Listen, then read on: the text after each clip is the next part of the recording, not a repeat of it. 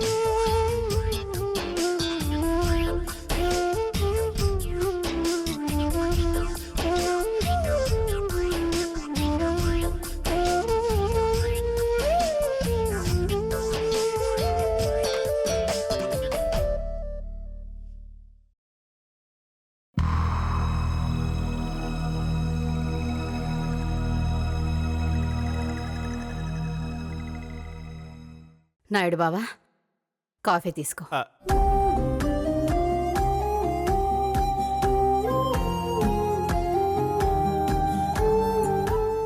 ఏంటి నాయుడు బావా ఇలా ఉన్నావు? ఇంకా అమ్మాయి గురించి ఆలోచిస్తున్నావా? అబ్బే అలాంటిది ఏం లేదు అత్తయ్య. మరి లేకపోతే ఎప్పుడూ నవ్వుతూ నవ్విస్తూ ఉండే నాయుడు బావ మొహంలో ఆనాటి నవ్వు ఏమైంది? ఆ ఆనందాన్ని సంతోషాన్ని ఎవరు తీసుకెళ్లిపోయారు?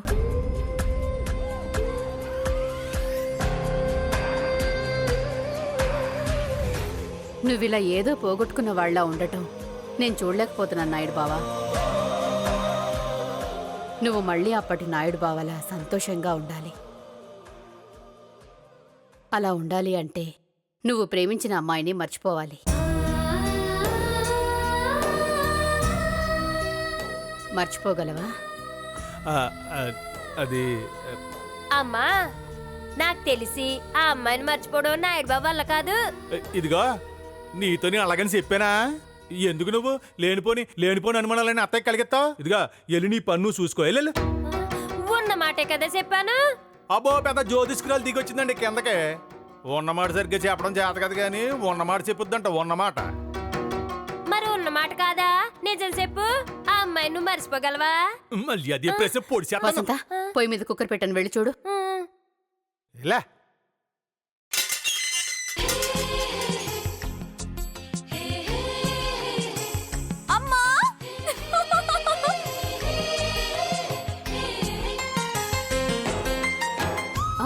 అరే ఏమైంది? అయ్యో కళ్ళు తిరుగుతున్నాయి, వదలవే. ఈ రోజు నాకు ఎంత సంతోషంగా ఉందో తెలుసా?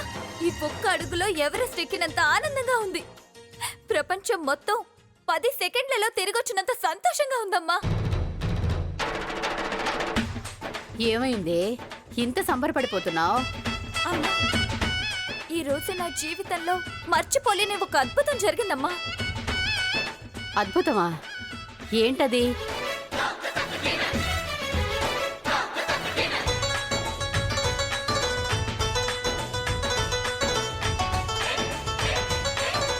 ఒక పెద్ద మ్యూజిక్ డైరెక్టర్ నా పాట విని తెగ మెచ్చుకున్నాడు.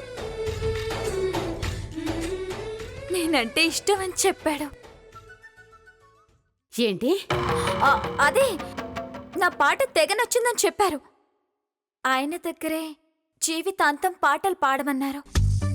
కాకపోతే కొన్నాళ్ళు బాగా నేర్చుకున్న తర్వాత తన దగ్గర పెట్టుకుంటానన్నారు. పోలే, ఆ దేవుడి దయ వల్ల ఎన్నాళ్ళకి నీ కష్టానికి ప్రతిఫలం దక్కింది.